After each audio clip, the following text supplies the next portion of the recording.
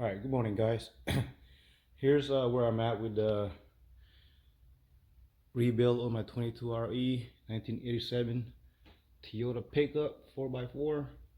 I got the valve cover out, got all the intake manifold out, everything else on the left.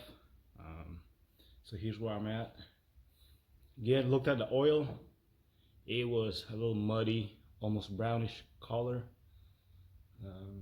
I'm stuck. I'm stuck getting the cylinder head because of that bolt in the back. Of course, I still got the timing chain and all that over here. I'm tracking. There is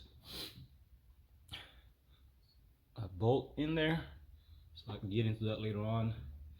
Looking at it, still looks clean. Once I clean it all up,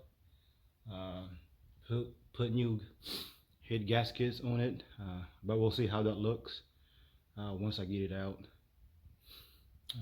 Everything's unbolted back here.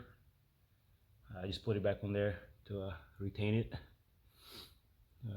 Overall, it looks good.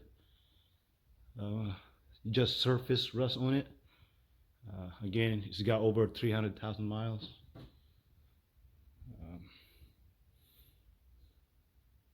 Let me know if you guys got any suggestions for those of you that have worked on these before, and let me know. Put it in the comments. Thank you.